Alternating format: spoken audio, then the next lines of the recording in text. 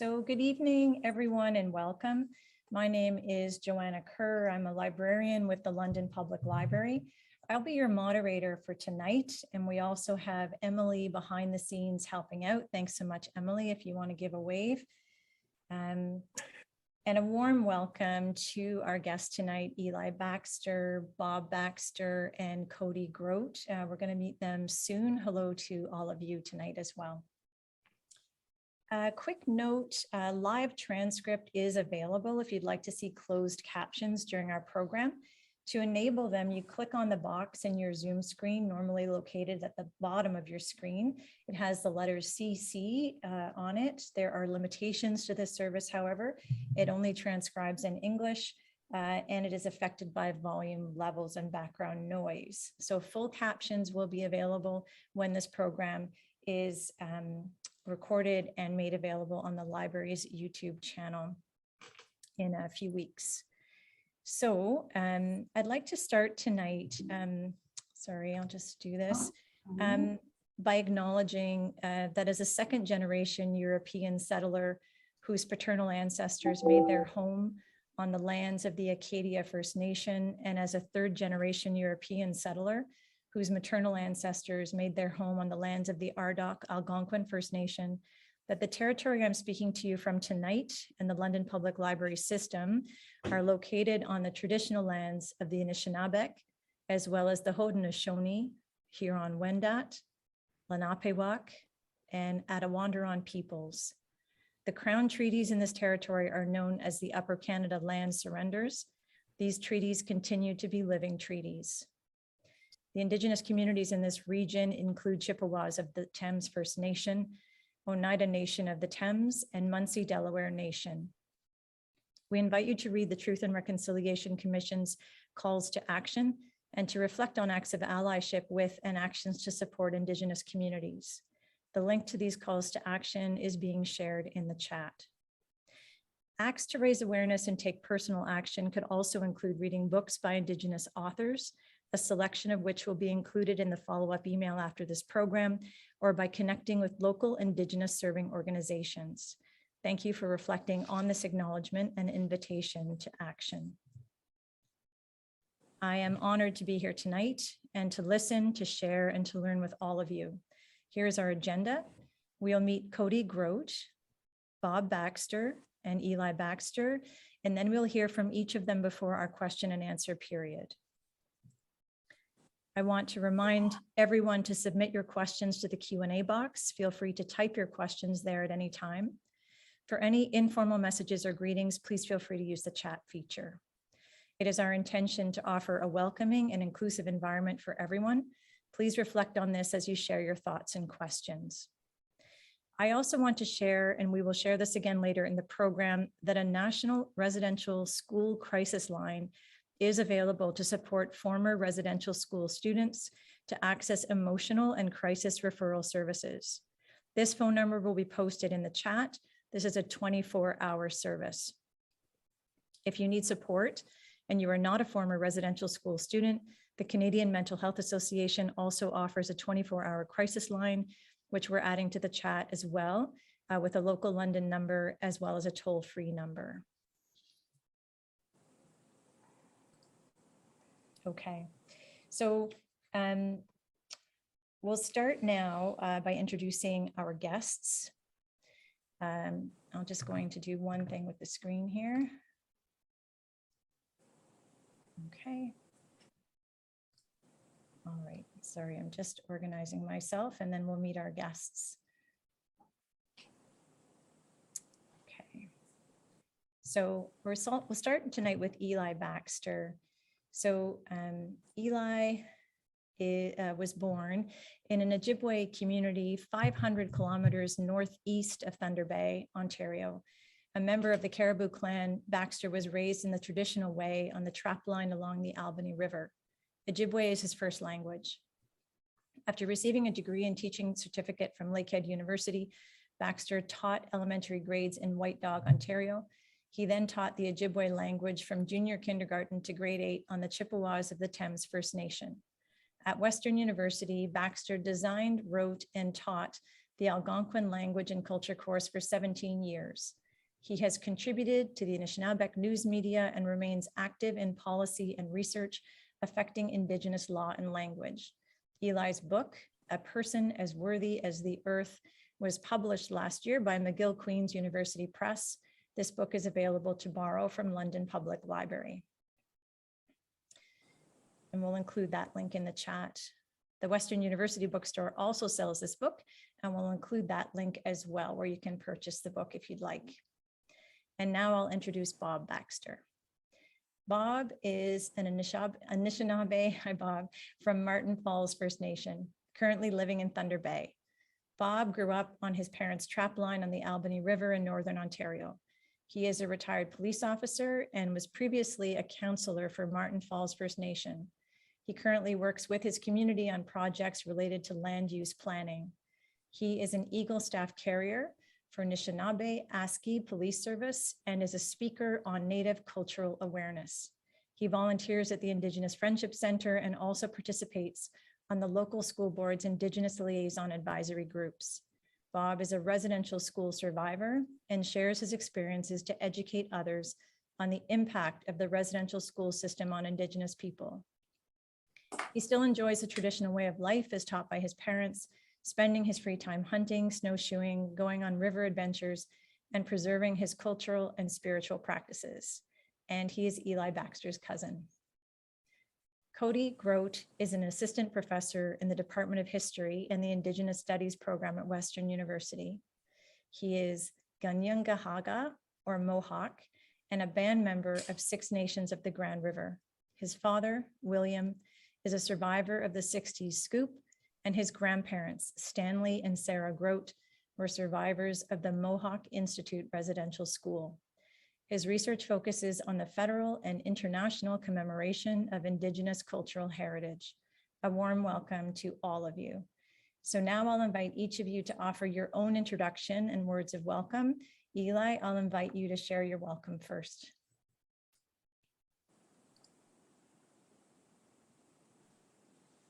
Bonjour, Eli Baxter in the Genicaz, Agoking Donjiba, a Tiknatora, Nimlandan Mag Knagagi Pijaeg, where Chinon the Meg, Wegagi Pijaseg Sangakit, Pinama. My name is Eli Baxter. I'm from Martin Falls Band in Ogoki on the Albany River. And I am the Atik clan, which is the Caribou clan.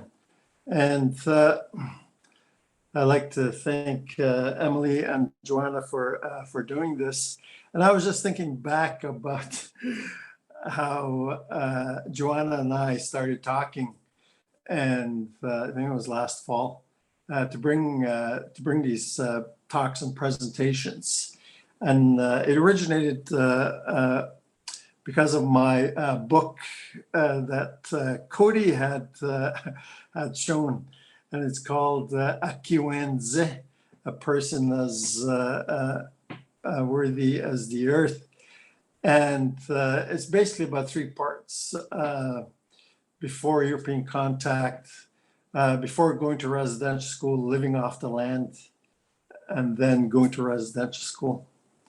And so I'd like to thank Joanna and the London Public Library for doing this. Thank you, Eli. It's been a pleasure to work with you as well. And I will invite Bob to share his welcome now.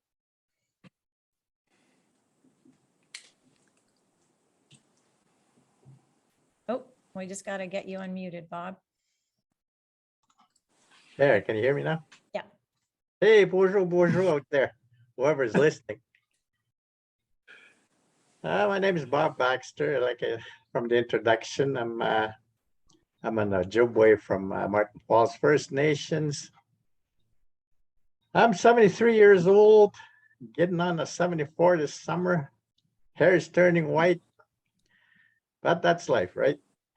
And I'm honored to be here tonight to share some of my experiences with on the subject of residential school, because I was part of that system, and I still carry the after effects of that, and some wanted to pass on what the experiences I went through, and what I did to overcome some of the ordeals that were that I experienced when I was in residential school, and I'm glad and I'm honored to be part of this conversation. I'd like to thank Joanna and Emily and Eli, of course, and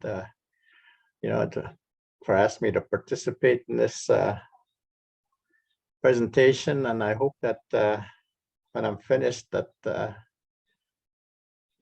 people can have some kind of insight to what I went through anyway as an individual, as other individuals that went to others. We all had pretty well the same experience, and I'll leave it at that. And in case I forget, when I do start talking, I just want to advise people that some of the content I'll be speaking about is to me, it's very emotional. It's on sexual. It's like a sexual contents and stuff like that happened, abuse. So I'll be speaking on that. So just to make you aware that that's one of the topics that'll be on there. And other than that, miigwech for now. Thanks, Bob. It's been a great pleasure to meet you and work with you as well. So I will now invite Cody to share his welcome. Hello, everyone, and I will repeat Eli and Bob and thank the London Public Library for inviting me. As was mentioned in my introduction, my grandparents were residential school survivors. They passed away before I was born, but even in their own lives, they didn't share any of their experiences with my father or with their other children. They both passed away in 1983 and 1988, respectively. And it was before a time when there was really avenues for them to speak and disclose about some of their experiences.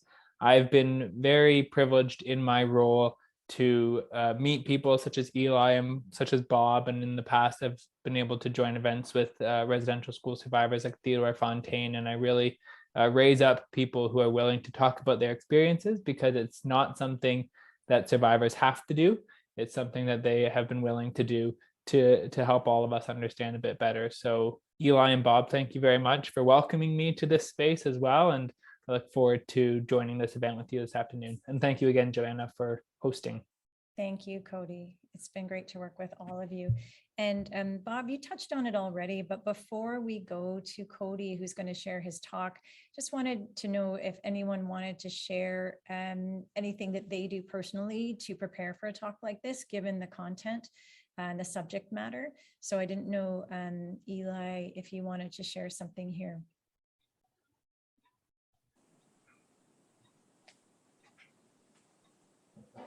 No, I'm okay. Fine to go. Sounds good.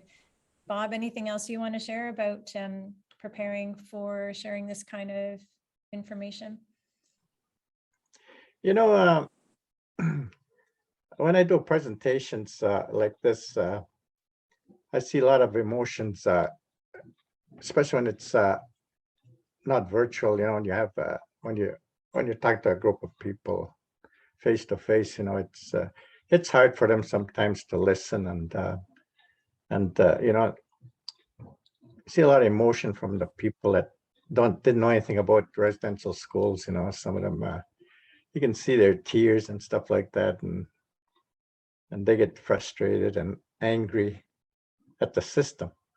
And but they have counselors, close by too when that happens.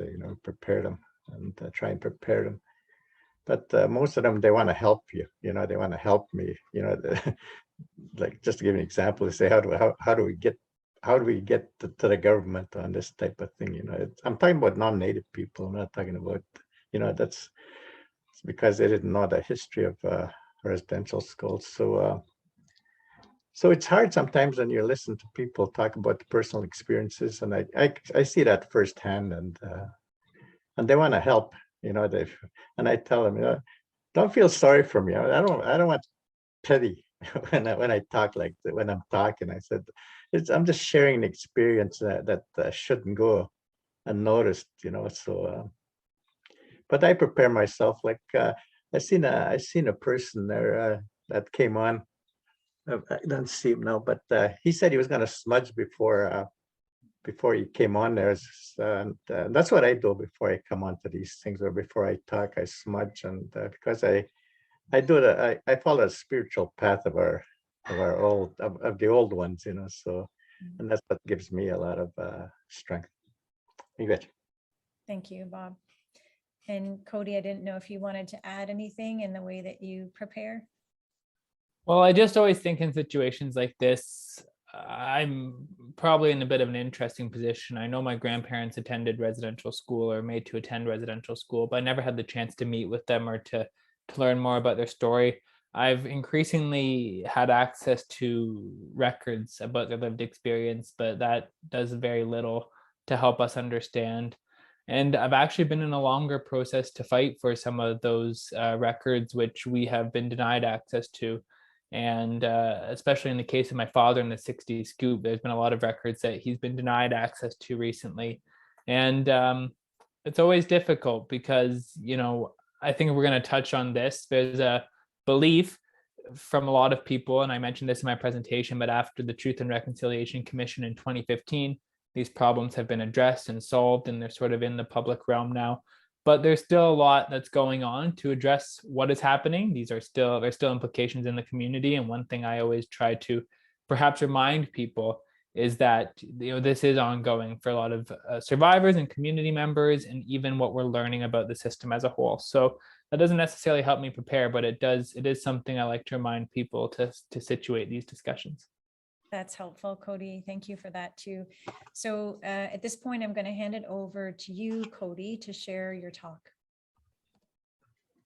Perfect. And I, after speaking with both Eli and Bob, and with Joanna as well, it was decided that I would just provide a little bit of a context about the residential school system in Canada to help us better understand Eli and Bob's experiences.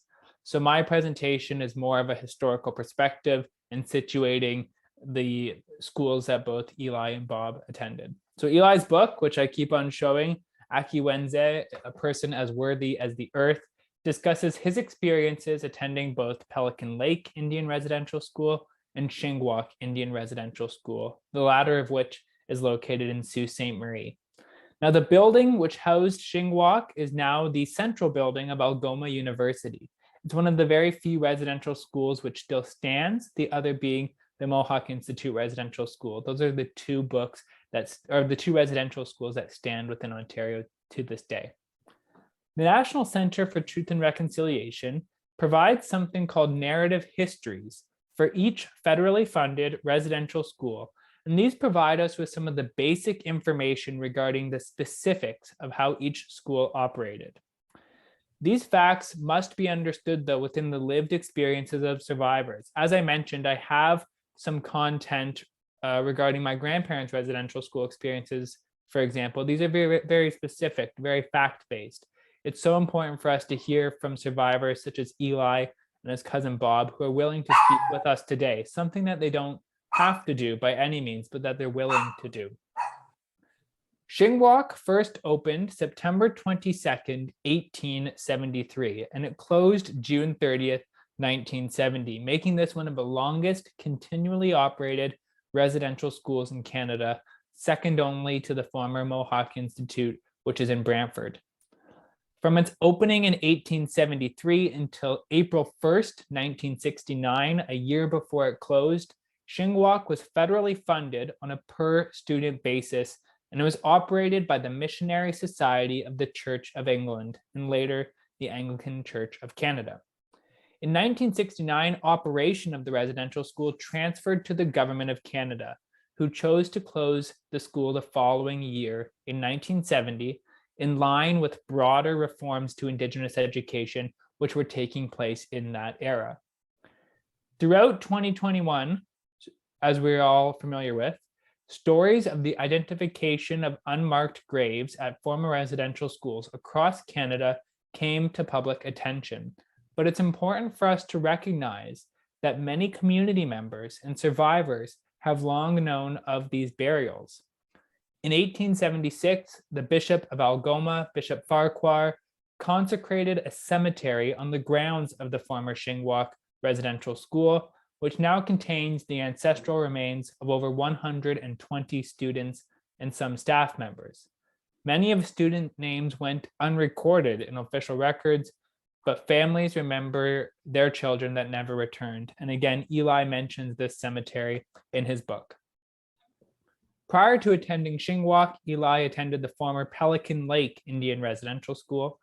This was operated by the Missionary Society of the Church of England in Canada from its establishment in 1967 through April 1st, 1969, the same day that Shingwauk was administratively transferred to the Government of Canada.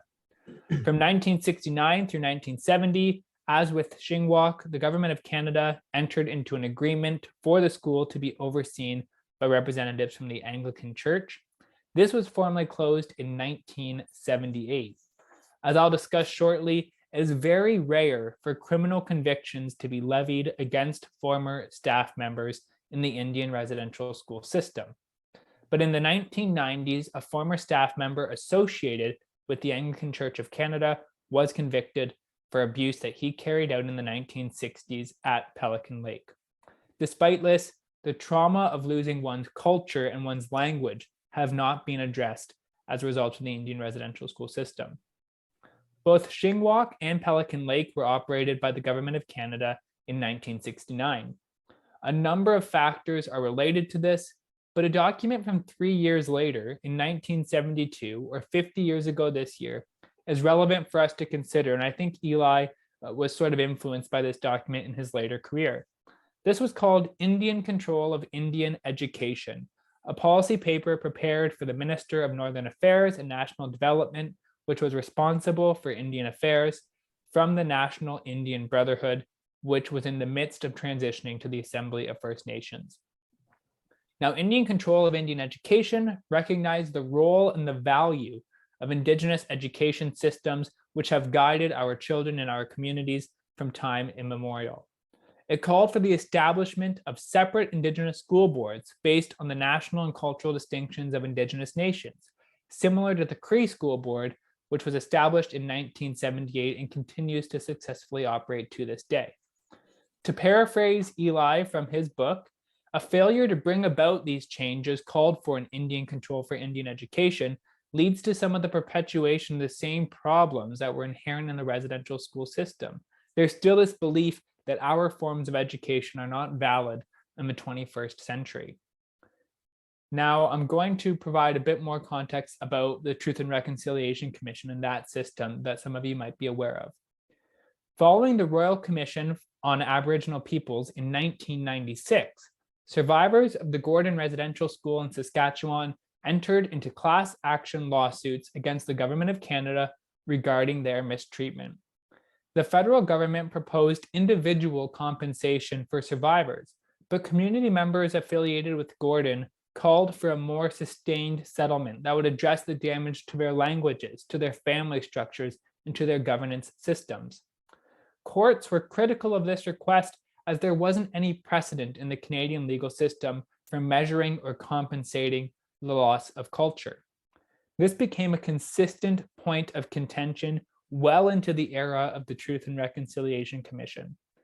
Individual and collective lawsuits regarding the Indian residential school system became increasingly prominent between 1998 and 2005, with survivors often criticizing the adversarial nature of our legal system and the failure to recognize the loss of culture as being worthy of legal recognition.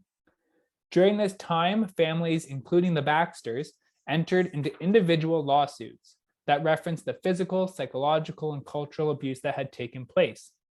As Eli notified me earlier, as with many other families, towards 2006 roughly, the Baxters were notified that they should cease their individual lawsuit and support a collective class action that was being proposed by the federal government, churches, and the Assembly of First Nations. The Indian Residential School Settlement Agreement, or the IRSSA, was approved in 2006. This was and remains the largest class action lawsuit in Canadian history. By 2016, this represented over 79,000 former residential school survivors. In both the 2016 settlement agreement and smaller settler agreements before this, the courts developed something called a dispute resolution system that many have criticized as being overly legalistic. This determined compensation based on a points system that tried to quantify abuse, representing nearly 50 pages of complex legal documents. The IRSSA has been criticized by many, including Eli in the conversation him and I had earlier, of still failing to address the damage that was done to communities and family structures and governance systems. This comes down to the core of our legal system, which still considers individual compensation and liability as being the primary mechanism for past abuses instead of this collective approach that many Indigenous nations have proposed. The IRSSA was responsible for establishing the Truth and Reconciliation Commission of Canada, which I'm sure most of you are familiar with. We also know this as the TRC. The commission brought the residential school system into the public awareness of many non-Indigenous peoples.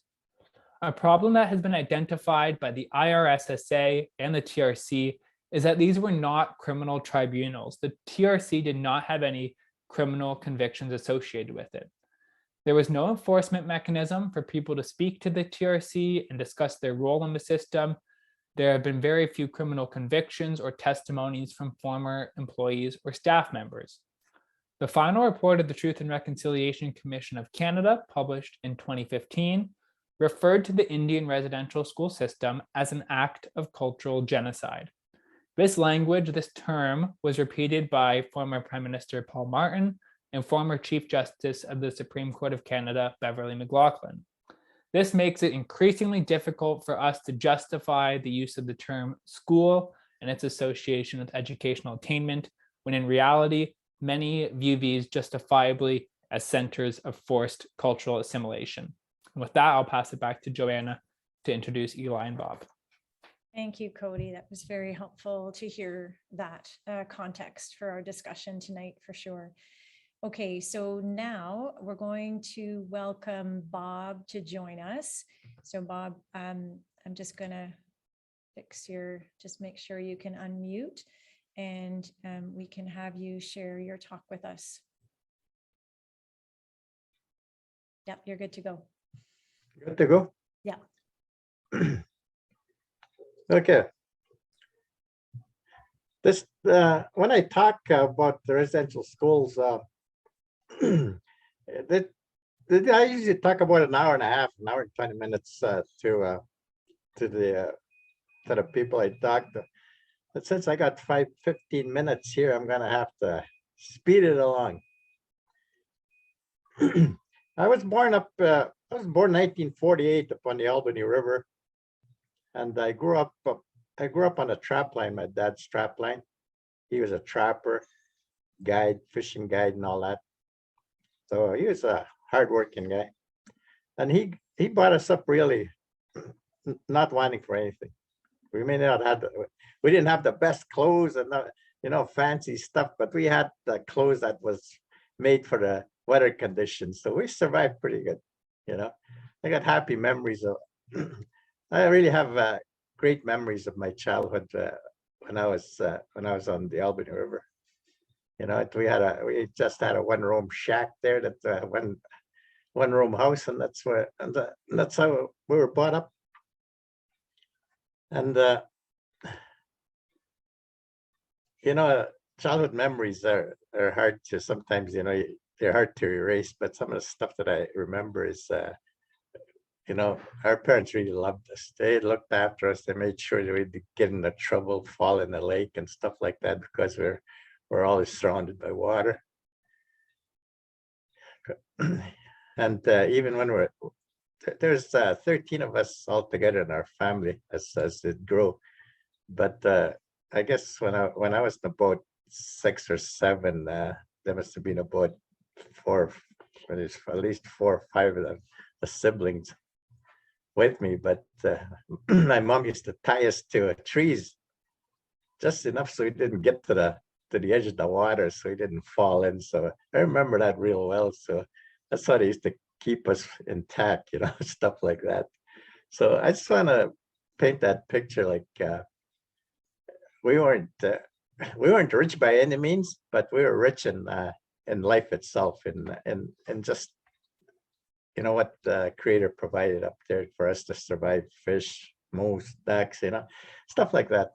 So it was a great experience, to still remember. I could tell you a lot of things of still memories, but I just want to put that picture that, like, I was born in a bush, like I was born along the shoreline, and the way my dad puts it, he says, when you were born, he says, me and mom were cleaning fish along the side of the lake there, and all of a sudden your mom said, it's time in Ojibwe. Ajay. We ran up to the tent, and you came out fast. Your head just about hit the sand, he says, and he came out.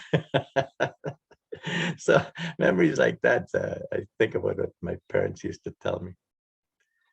And unfortunately, I guess one day this plane landed, and that was the beginning of my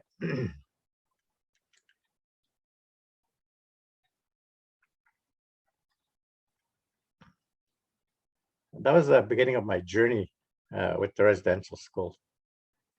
A plane landed, and a whole bunch of us were piled into this airplane, the Norseman. It was a Norseman, and a Norseman, that bush plane.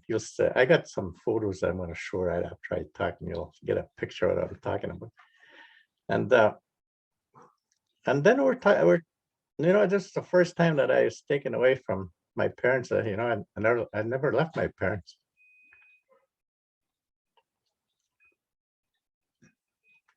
And this was the first time that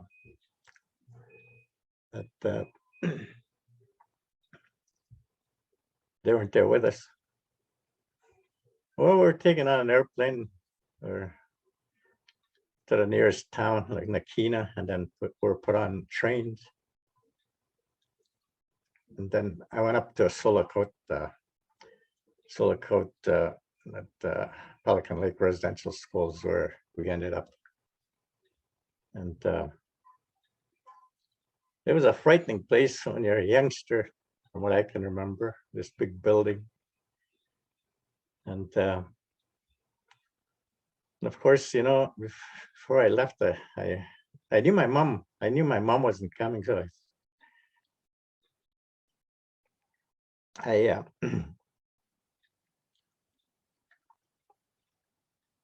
I remember just hanging on to her legs, her skirt or something. Anyway, I ended up at that residential school, and I had long hair. My hair was cut. We had to look civilized, I guess, from the school's perspective at school. And it was a lonely place when you're a child. I was 10 years old when I was taken. My siblings are a little younger. And we never got to see our parents for about 10 months. And that school, I forgot how much, must have been at least 300 or something like that. There were kids. Anywhere from 5 years old to 15, 16.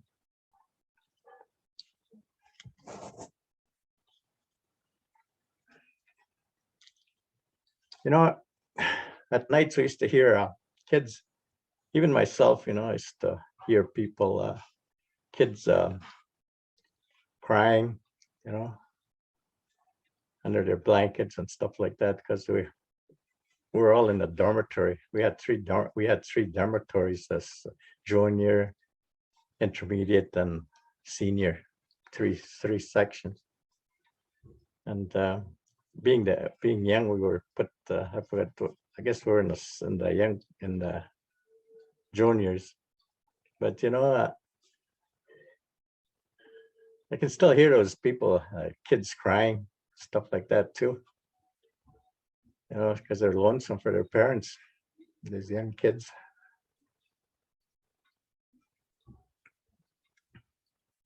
But you learn to adapt after a while, you adapt to what you're taught, and you adapt to the system they want you to be on, I guess. And that's that.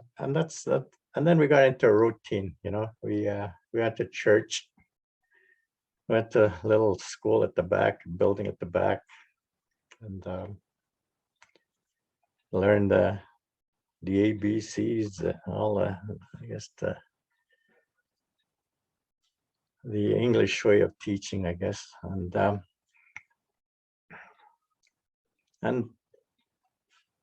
like I say, you get to learn to adapt, and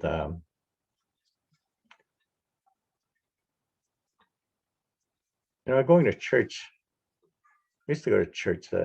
I can say that I'm pretty well versed in the Bible. All the good teachings and what's in the Bible. How to be. How this one guy taught about love and stuff like that, and all whoever wrote that book, And I was also a member of the choir, and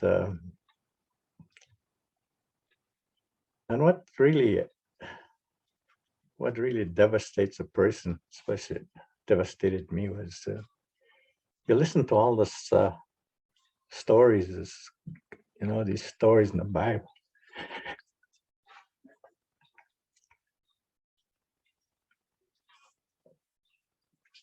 And this minister, takes you into his residence and abuses you, molests you.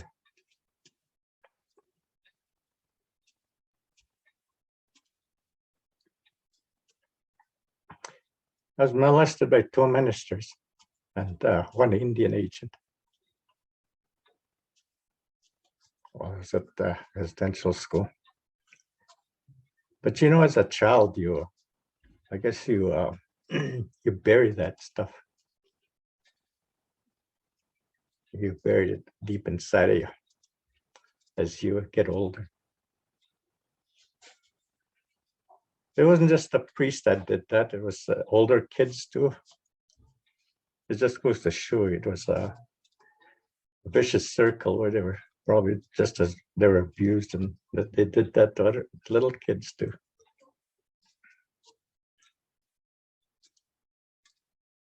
I went from there. I used to get ganged up on. I got cut up. I got some cuts in my hand from when I was 10 years old. Reminds me every day when I look at one of my hands was a deep cut, was knifed, because some big kid wanted some blood for his bandana or something. I told my dad what was happening, so he shipped me to Sault Ste. Marie, Chinook Pelican School. Same thing happened to me there. The first thing that this minister got me up there, and he started undressing me and all that stuff. When something like this happens to a child, I don't know, it's you carry it for a long time. And the other thing that it does is when you take a child from their parents at a young age, you cut that invisible cord, I call it, that connection of where that the love that's shown between when a parent raises a child throughout his life, right from the time they were born to the time that they can go to high school. That thing was disconnected when we were sent to residential school. it taught me to hate. Taught me to hate with a passion against the churches, against the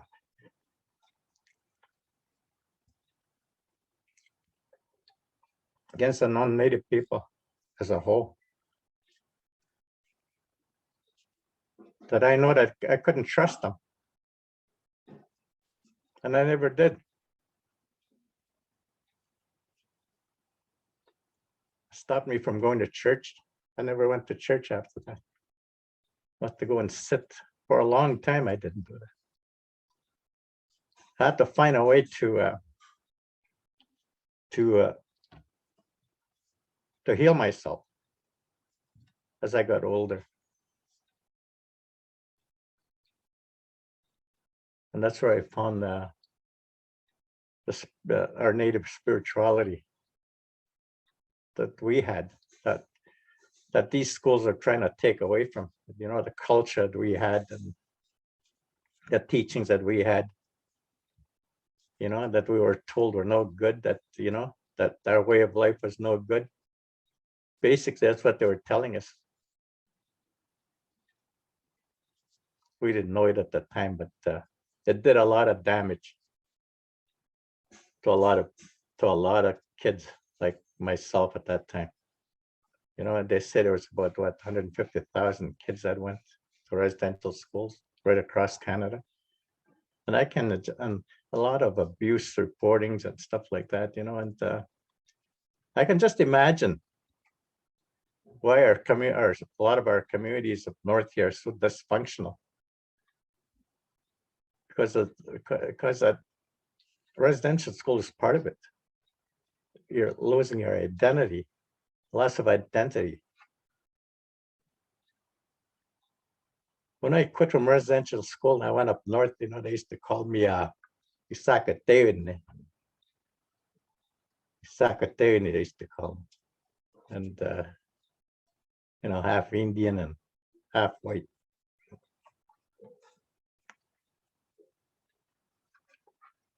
I never felt like Isakatewin. I always felt like I was an Anishinaabe, and I still feel that today. And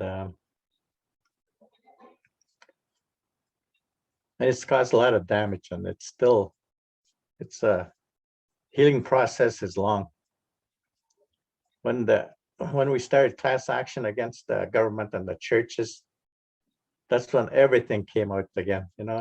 When the lawyer asked me to remember what happened to me, we were in a room, and she had given me a week to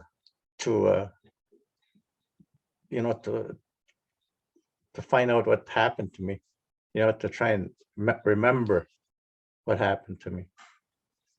When I went to see her, that the week went by, she started asking me questions. My head was just hurting because I was thinking so hard what to tell her, because just images come by.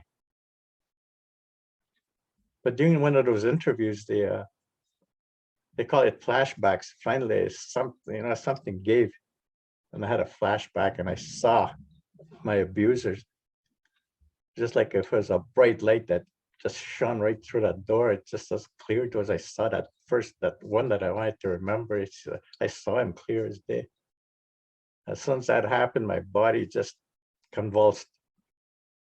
My body just, I started, I had to hang onto my chair, keep from, my hair was just bouncing like a yo-yo on the floor because my body was convulsed.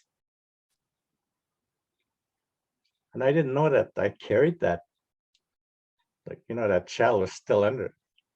That child still remembered what happened.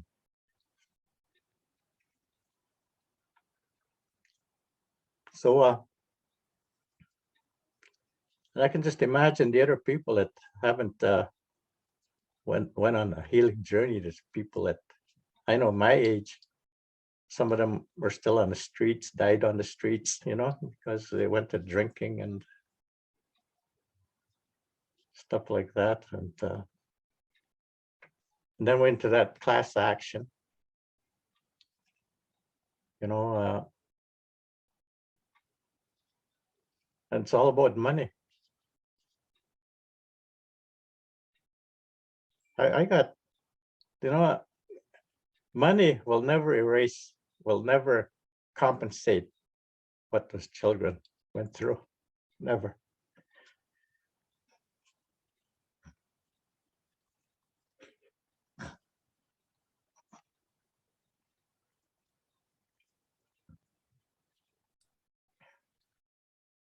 Because we lost a lot. Even my kids today can't talk Ojibwe. I can. My kids can't. Because I just spoke to them in English all the time.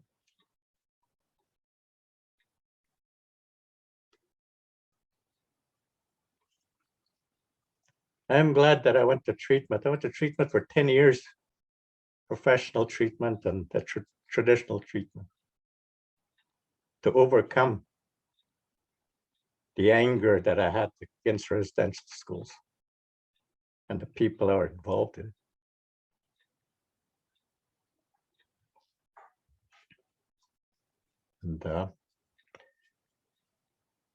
And I'm glad that I did that for myself, that I found our traditional way of, our traditional culture, spiritual way of living a good life, where you can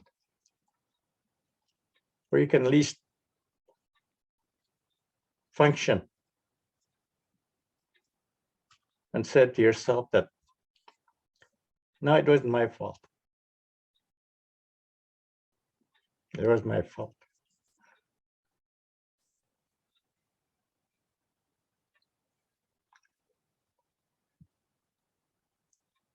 But that experience itself resonates right through my children and their children.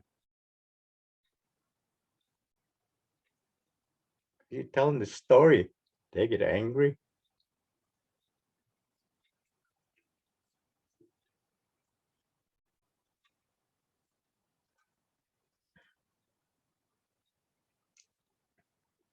But I like to think that I'm okay. I still get emotional when I talk about it, but I think I'm okay.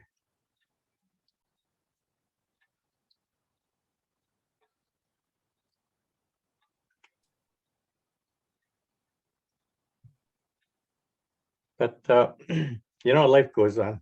After I got, you know, like they said, you know, I was a police officer for 34 years, and I got to see a lot of people of different cultures as I was policing and get to know them personally. And after a while, you just find out that everybody just wants to survive, you know, bring up their families and stuff like that, have a good job.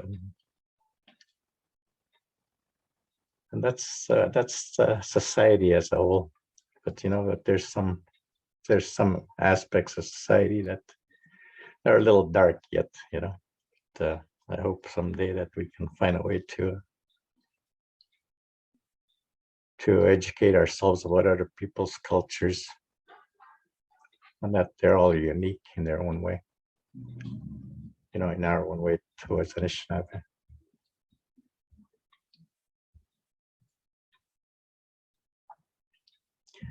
I'll just maybe now I'll just show you some of the slides that Okay, Bob, I'll start the photos. Right.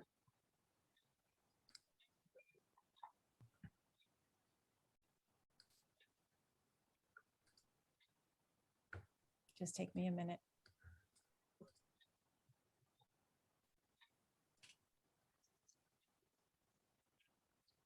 Okay, that's a picture of me and my brother Walter. Walter never got, the day that he got his compensation, he died. He passed away of cancer. Never got to enjoy that, or whatever, if he would enjoy it, because my brother never really came to terms with residential school. He was always angry.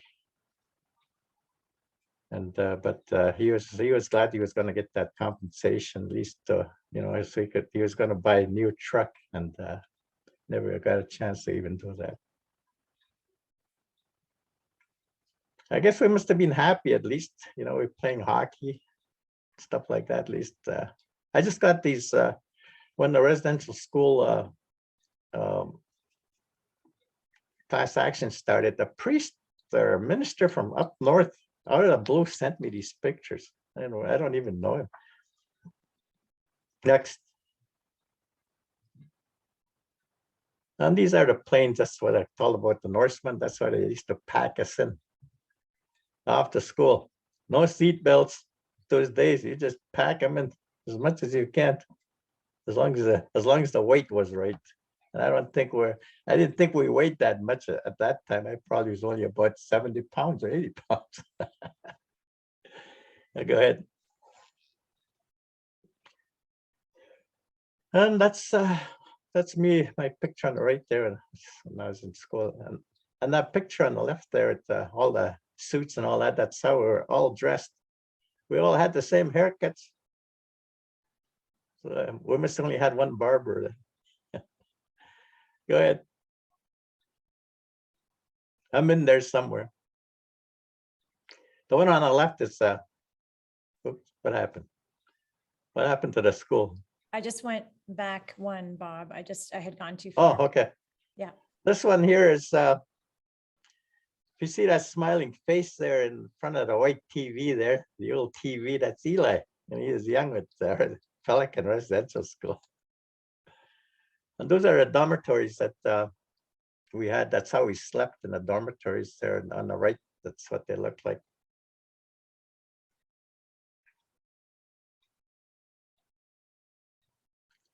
That's the Pelican Indian Residential School in Sulacote there on the left.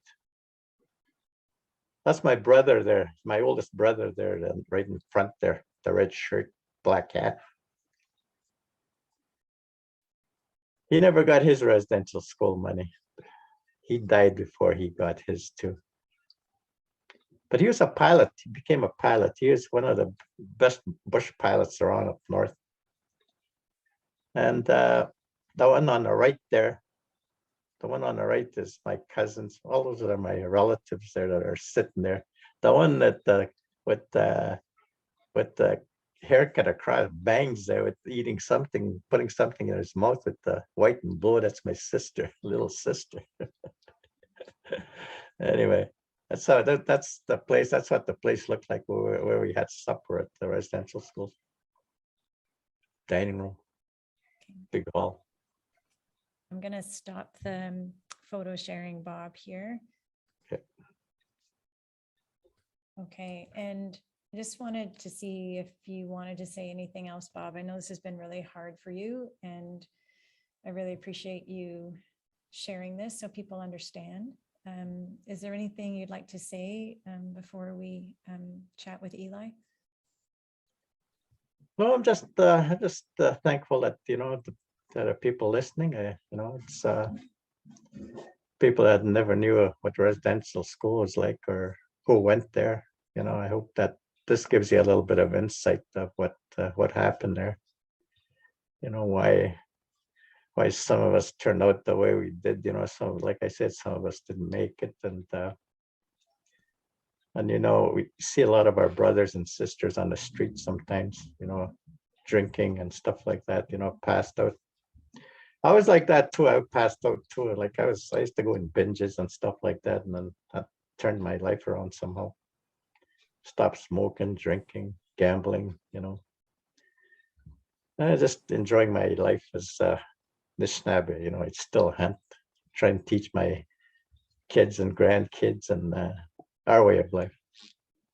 I still do snowshoeing at night, hunting moose. I just took my son-in-law out yesterday. But you know, it's a history that's, you know, it's going to be, you know, it will always be there. You know, I get emotional, things like, but I still, you know, I still work on myself. And of course, my wife,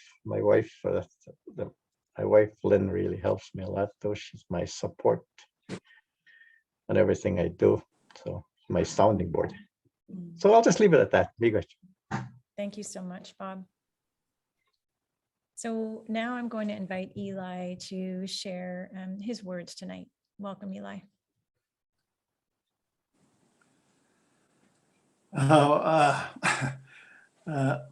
You guys, Bob. I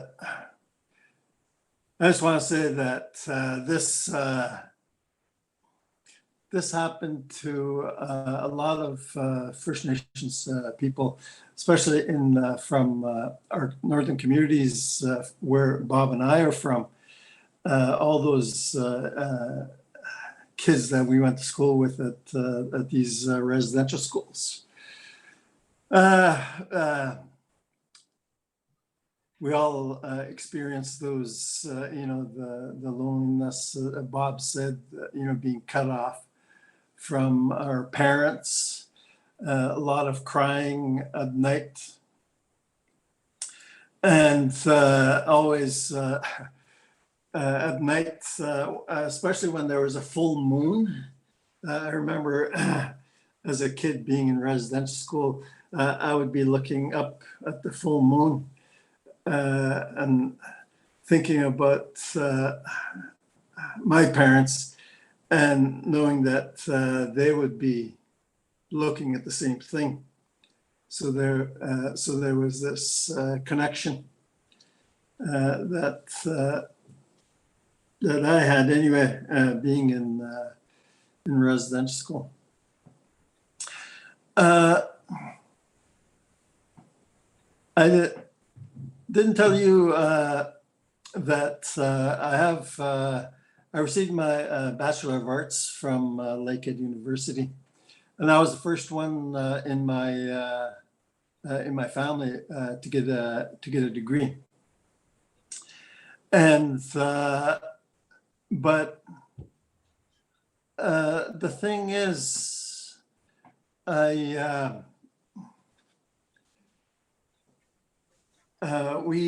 went through a lot to get, especially with Bob and his story. And there's a lot of people that have stories like that. There, as Bob was saying about survival. Like we're all in survival mode right now, even at this stage of life. And the whole thing is that we experience that, but as an Anishinaabe, as what our parents taught us was that we are all warriors. We still have that warrior spirit in us.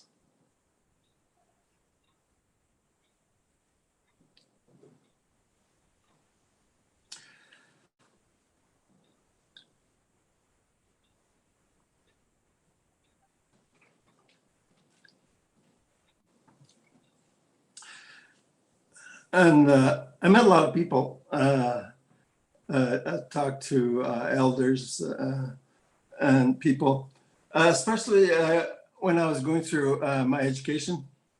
I took in my education system, especially at the residential school. I don't know. I seem to be the one that was always, getting noticed for my academic achievements, I guess. One time I won an award at the end of the school year, and it was a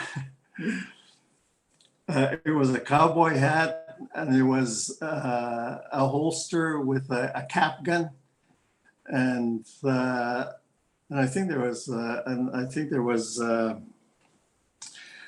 a sheriff's star or something like that. So, and it was just before we went we were going to go home that time, so it was at the end of June. And I put on my cowboy hat and my gun and my sheriff's star.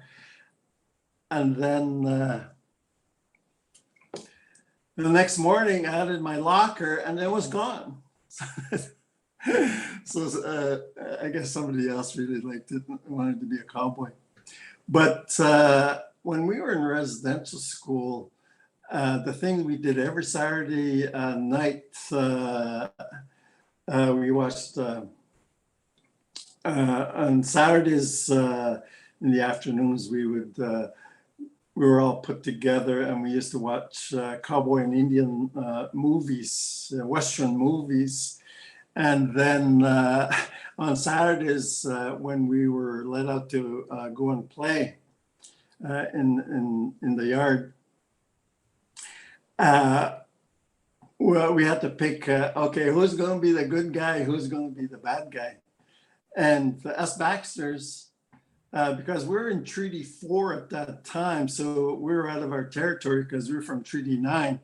And so because we were so different, well, not so different, but because we were from a different treaty area, and the Treaty 4 boys, okay, it says Baxters, okay, you guys will be the bad guys, you guys will be the Indians.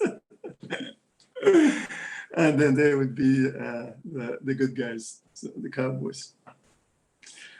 And then, so there was, we all went to school, and some of us didn't even know a word of English, especially when we started kindergarten and stuff like that. And one of the stories that I remember was in the fall, I guess it was still September, and the supervisors used to take us for a walk because Pelican was just out in the middle of nowhere. And we would walk on this dirt road, and then the supervisors took us to this, there was a bridge there, and there was a river going by.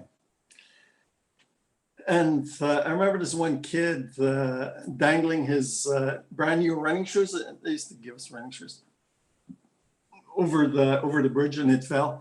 You could see the running shoe falling, and hear a splash, and then the running shoe floating down the river.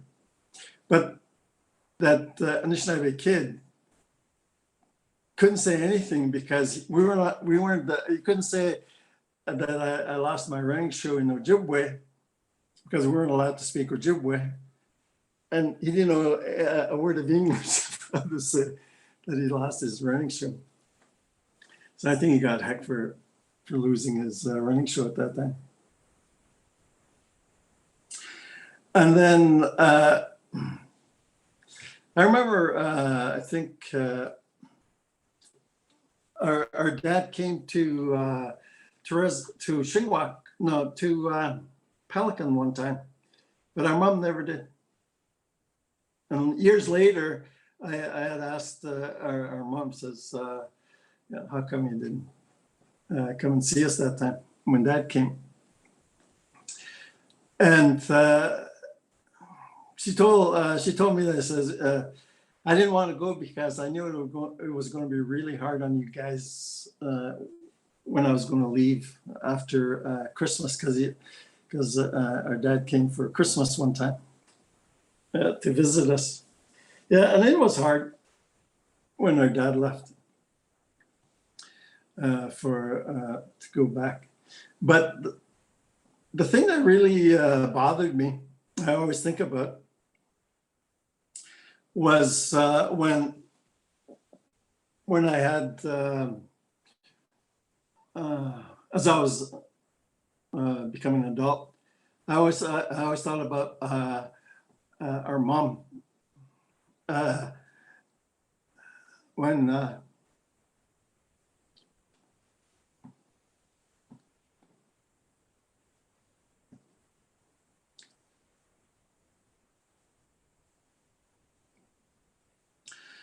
Uh, the I guess it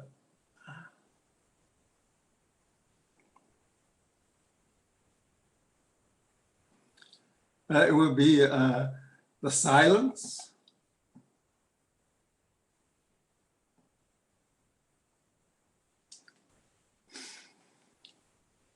At our camp or wherever they were.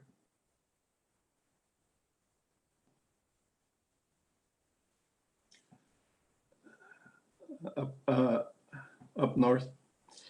But then again, I'm thinking, okay, I think like every mom and dad experienced that silence after the kids left out, after we were shipped out to residential school.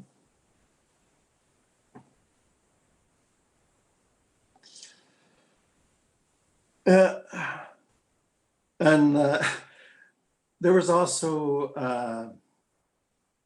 as Bob mentioned, lateral violence between kids. The older at school, there was, we didn't have our parents to protect us and stuff like that. So, and of course, the older boys would pick on the younger boys, and it was everybody experienced that. And that's why we, all us Baxters, were shipped out of Pelican to go to residential school in Shingwak in Sault Ste. Marie. And of course, when we got there, it was the Crees that picked on us because they said, this is our school. And we were here first.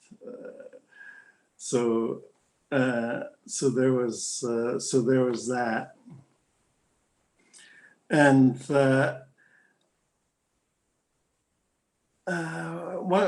what happened at the residence school in Shingwak was, I think it was in grade 6, I think at that time. Most of the at residential school, most of the kids didn't come back for grade 7 and 8. They finally realized our parents are not going to get arrested if we don't come to residential school. So I think that was at the beginning of the kids not coming back. But for me, I stayed around. I did my grade 7 and 8 because they shipped me out of residential school and lived with families in grade 7 and 8 and grade 9 and 10 in Sault Ste. Marie. And well, when I was in grade 8, I'd asked the Department of Union Affairs, our education counselor there, I wanted to go to Thunder Bay because that was where my older sister lived with her family. And I wanted to be with somebody that I knew because I didn't really know anybody in Sault Ste. Marie at that time. So one of the things I did, and I wrote this in my book, was that in grade 10, I got into trouble. I was into drinking, and I got into me and this guy got into trouble getting caught drinking, doing silly things. And we were sent, we had to go to court. I think it was in the middle of March or something. And at court, the judge told us, says, okay, 1 day in jail. And this was like a school day. I think it was a Wednesday or something. And so they took us to the jail, CD jail, and the person running the jail, it was like 11:45 or something. He says, "Yeah, just sign your names here." He says, "and get out of here." He says, "We don't have any food for you to feed you guys, so just go back to school." So we stood at the doorway of the jail, and I told my friend there. He says, "See you later." So he went. I said, "Where are you going?" And he says, "I'm going to go back to high school." So I didn't tell anybody this, but I started hitchhiking from Sault Ste. Marie. It was still winter, and the first guy that picked me up, he asked me, he says, "Where are you going?" I said, "Thunder Bay." He says, "Well, I can't take you there because it's my lunch hour." So I won't be able to make it back. So then he dropped me off. And then the second ride I got was this lady. She was doing a mail run. And we a small town north of Sault Ste. Marie, Hayden, it's called. She dropped me off there. It was just getting dark. And I went into a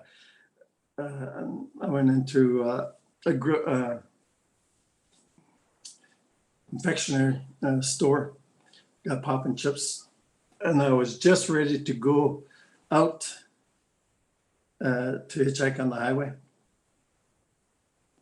And this guy, as I opened the door, and then he says, "Where are you going?" I says, "Thunder Bay." He says, "Come on." Sorry, I'll take you Eli. there. So that's where I'm going. Sorry, Eli, we're just having some trouble hearing you. Your microphone is really crackling. Do you want to try again? Oh, yeah. Okay, no, it's not quite working. Oh. No. Okay, so we can share your story as a follow-up to the participants in an email too.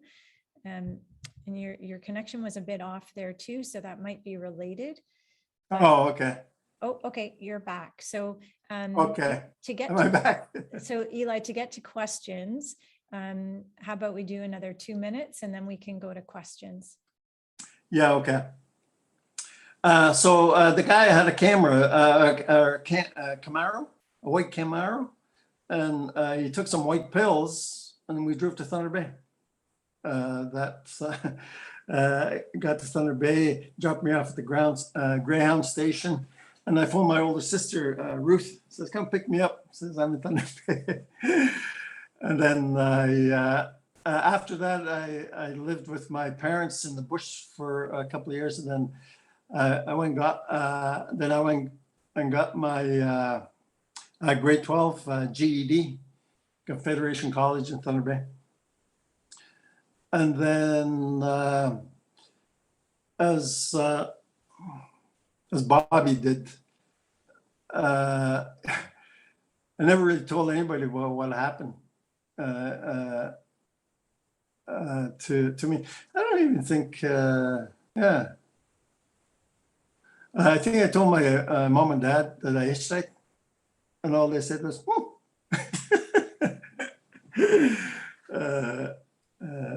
with that.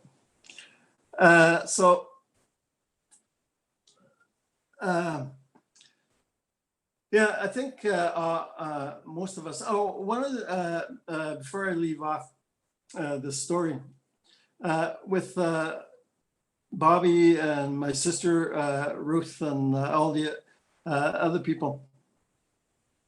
One of the things that I had observed was that when we went to residential school, we were older, like 7, 8, 9, 10, 11, 12 years old. And talking to other people that went through there, well, what happened was that because we had our language for the first 10 years And then we went to residential school. We excelled academically. Okay. And so there's a lot of us that are teachers, lawyers, scientists, and other professions or professionals like that. Okay. So with that, my, I guess, goal, objective is to change the education system for Anishinaabe and First Nations people to have the languages be taught for the first 10 years in First Nations communities. Have the kids become fluent, even the adults that have lost the language in all First Nations communities. If you're going to be talking about truth and reconciliation, the truth is that we need to get our languages back, our cultures back in all First Nations communities all across Canada and even into the States for the first 10 years. And then after that, we take the provincial education system, because we need to bring back our Anishinaabe Kandasowin, our Anishinaabe education system. Yeah, you guys. Thank you, Eli. I'm glad you could finish that story. So what we're going to do is go to some questions. I'm going to do a very quick one first. It was the second one that came in, but I just want to again thank everyone for what you shared today. So as I say, the first one is short. Pelican Lake. Someone is just asking where that is. That's north of Sulakaut. North of Sioux Lookout. Okay. Yeah, they had Yeah. Googled it and we're only seeing it in Manitoba. So I just wanted to get that one out of the way. Thanks, Eli. There's one for you, Cody. Do you know what percentage perhaps of residential schools were run by the Anglican Church versus the Catholic Church? I don't. I know there's a lot of churches involved at various institutions. The United Church of Canada ran some institutions as well. Some were run by Mennonites, some were run by a variety of denominations were involved in the residential school system. I don't kind of have that quantification. I do believe, though, there is a bit of a misconception that the Catholic school was responsible for the residential school system, which I think is starting to become more nuanced when people see how many denominations were involved in the residential school system. But no, I can't quantify that, unfortunately. Okay, thanks, Cody.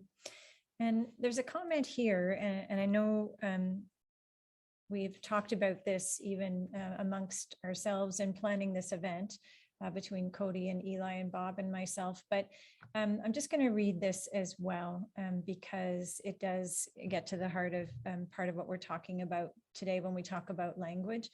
And it says, do you feel that it would be useful or helpful for settlers or non-Indigenous people to stop saying school and say forced assimilation center or something similar in conversations with other settlers or non-Indigenous people?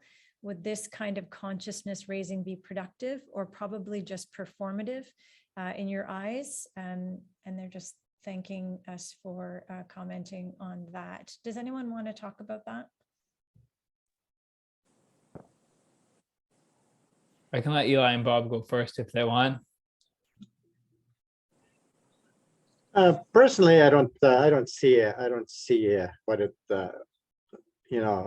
how it would matter. It was a school, and I think I know it was forced. I know the parents were forced to send their children to school, to that institution, if you want to call it that, too. So. But I don't see any relevance, I don't see any relevance in it to change it to more compound the situation.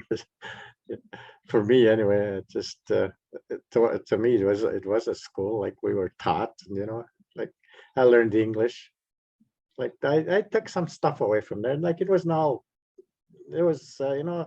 what happened to me, yeah, there was a lot of negative, but there's a lot of positives too.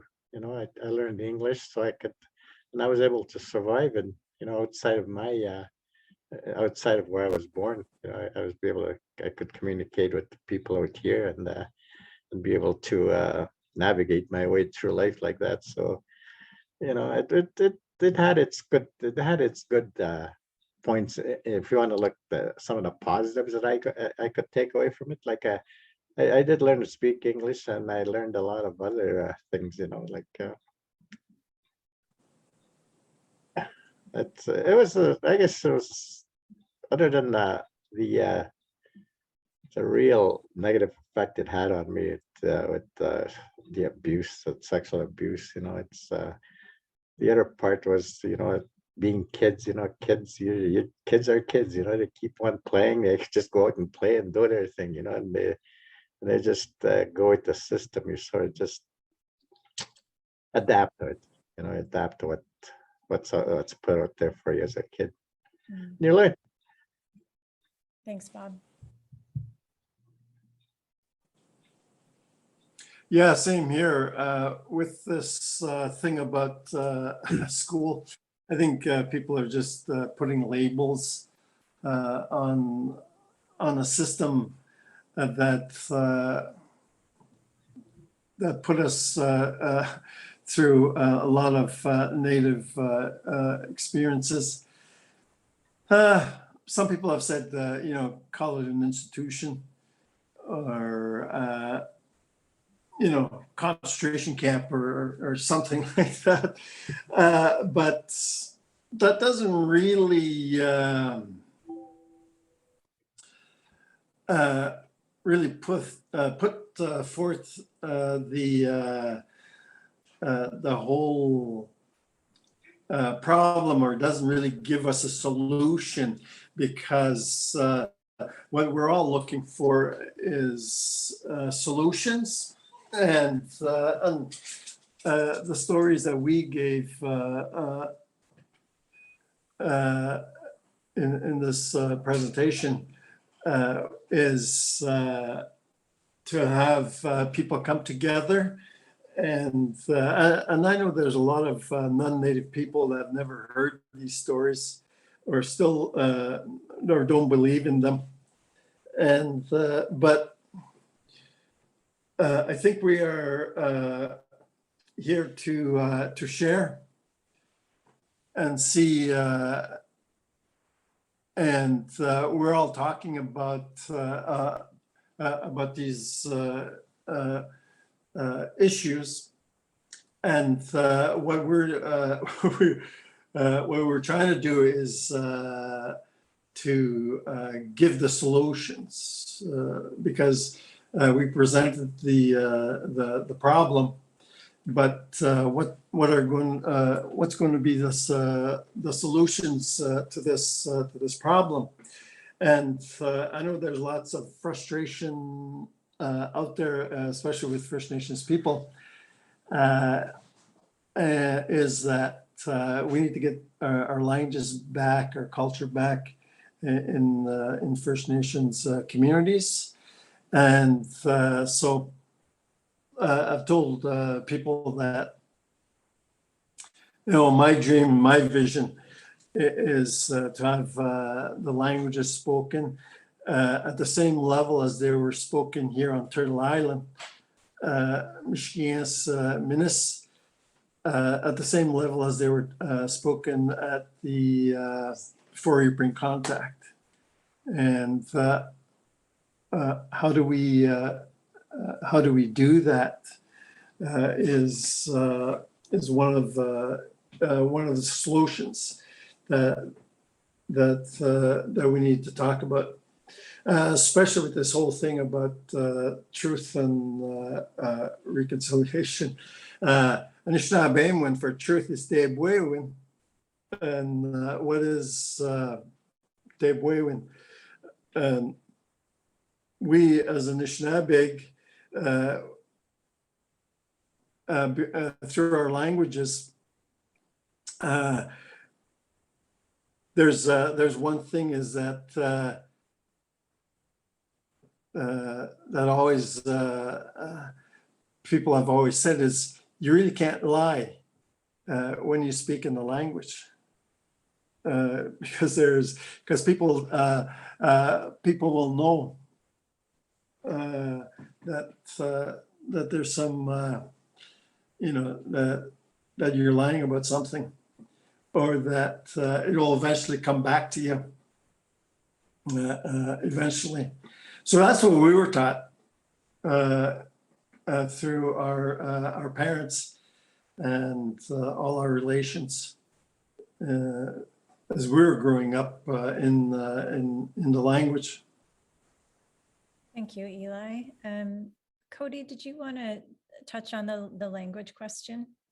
Well, I know we also are tight for time, so I'll just be quick and say, I through my work as a historian, I tend to refer to it as as schools, as the Indian residential school system, because I sort of look at it as a specific trend. And as Bob mentioned in passing, they were schools of a sort. And, I think that there was a lot of ideologies associated with what they were trying to achieve, which we have now called out as intensely problematic. But I know I tend to refer to schools as being the term I use, just kind of to address what they were supposedly representing in history. So that's kind of my contribution there. Thank you, Cody.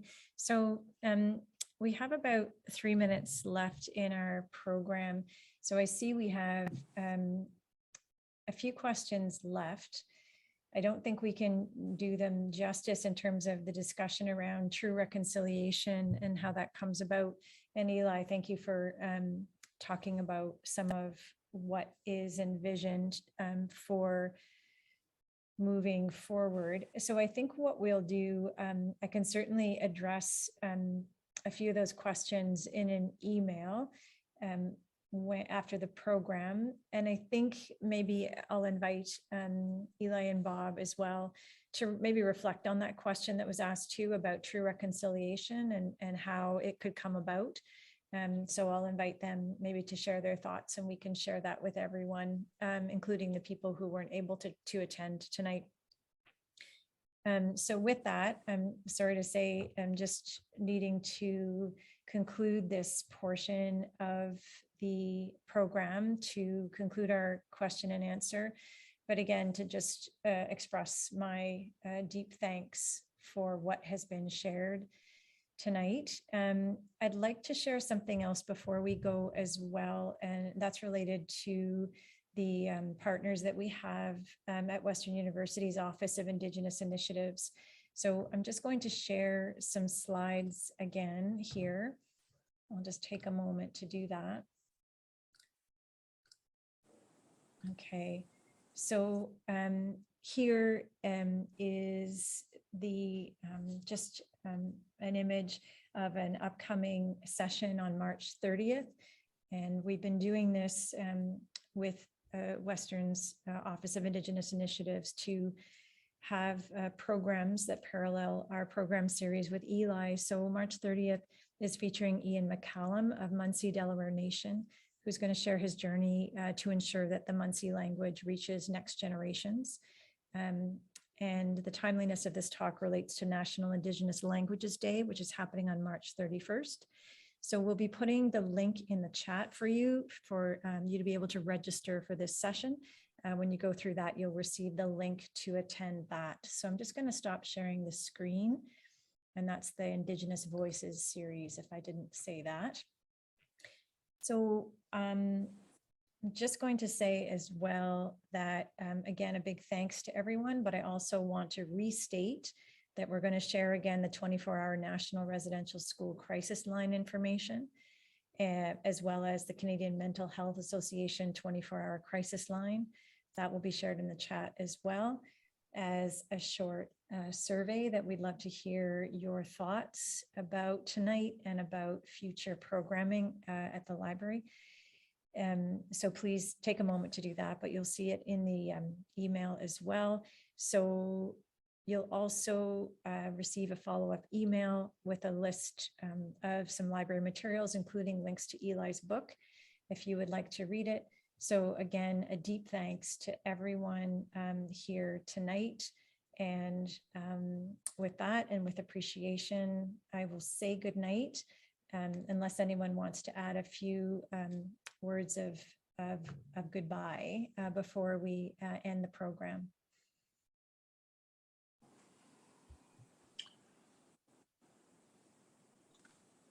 I just like to say, looking at the feedback there, some of the people are providing feedback, thank yous and all that. I appreciate all the feedback that I'm seeing on the site there, and you know, you guys have a good journey, or wherever you come from, wherever you are, have a safe journey. You know, lead a good life. Be kind to each other. You guys. Thanks, Bob. Eli? I'd just like to say, miigwech for everybody that came and listened. I hope that you take something away about residential school and also Anishinaabe Matizuin, Anishinaabe life.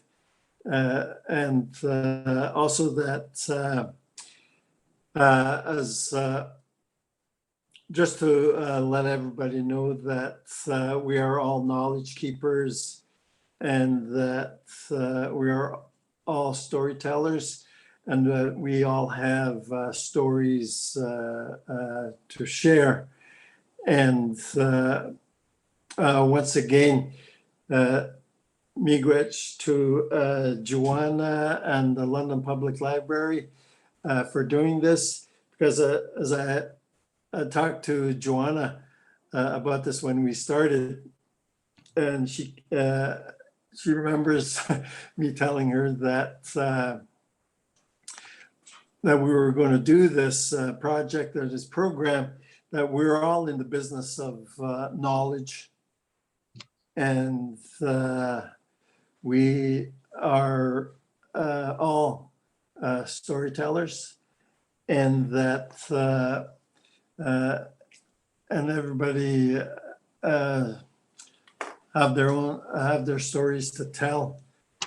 Do it with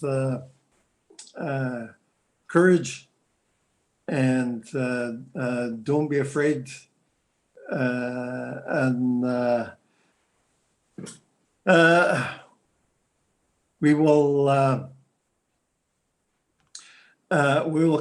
we'll be continuing this, especially for myself anyway. I'm always looking for ways to have the language be used and to teach language. So just to let everybody know that I'm working on some, trying to work on some projects anyway to get the language back. And I'd just like to say, miigwech, for all your kind words that you sent. And I always feel bad about not answering all the questions or even chatting to everybody about that. But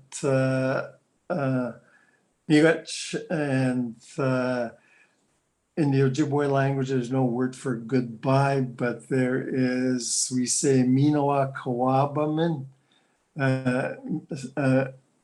saying see you later. Miigwech. Thank you, Eli. Thank you. And a good night to Cody as well. Thank you so much for all your participation, all the energy that you put into this. A deep thanks. Good night. Yeah, thanks, Cody. Appreciate it. Good night. Miigwech, Cody.